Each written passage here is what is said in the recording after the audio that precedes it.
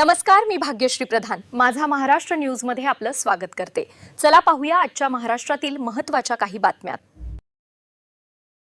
कापूस बियाण्यांच्या दरवाढीने शेतकरी संतप्त। शिरपूर फर्स्टचे कृषी कार्यालयात चौकशी करण्यासाठी निवेदन। खरीप हंगाम तोंडावर आला असतानाच शिरपूर तालुक्यात कापूस बियाण्यांच्या वाढत्या किमती आणि कृत्रिम टंचाईमुळे शेतकऱ्यांमध्ये तीव्र नाराजी पसरली आहे। काही विक्रेत्यांकडून कापूस बियाणे दुप्पट दराने विकले जात असल्याचा आरोप करत शिरपूर फर्स्ट संघटनेने शिरपूर तालुका कृषी अधिकारी कार्यालयात निवेदन देत तात्काळ चौकशीची मागणी केली आहे। मागण्यांकडे दुर्लक्ष झाल्यास आंदोलन छेडण्याचा इशाराही संघटनेने दिला आहे।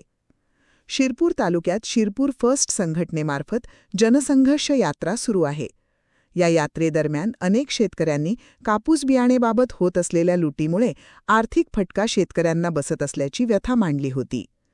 शासनाने निश्चित केलेल्या किमतींपेक्षा अधिक दर आकारून काही व्यापारी शेतकऱ्यांची लूट करत असल्याचा आरोप निवेदनातून करण्यात आला आहे। सध्या तालुक्यात खरीप पेरणीची तयारी सुरू असून शेतकरी मोठ्या प्रमाणावर कापूस बियाण्यांची खरेदी करत आहेत। मात्र बाजारात कृत्रिम टंचाई निर्माण करून बियाणे महाग दराने विकले जात असल्याची चर्चा आहे। आधीच शेतीमालाला हमीभाव मिळत नसताना बियाणे, खते आणि कीटकनाशकांच्या वाढत्या किमतींमुळे शेतकरी आर्थिक अडचणीत सापडल्याचं चित्र आहे।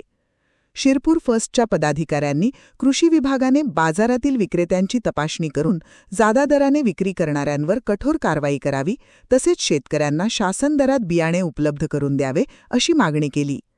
दरम्यान कृषी विभागाने निवेदनाची दखल घेत प्रकरणाची चौकशी करून योग्य ती कारवाई करण्यात येईल असे आश्वासन संघटनेच्या प्रतिनिधींनी दिले। आम्ही तरडी, बबळाज, इसाडे, तोंदे येथील सर्व शेतकरी या बबळाज MSCB मध्ये जमलेलो आहोत। तर आम्हाला रात्री 9 ते सकाळी 4 पर्यंतची लाईटचा आमचा टायमिंग आहे, परंतु आम्हाला रात्री 1:30 वाजता लाईट चालू होते। 3 दिवसापासून खूप त्रास होतोय। रात्री 1:30 वाजता आम्ही शेतामध्ये कसं जायचं?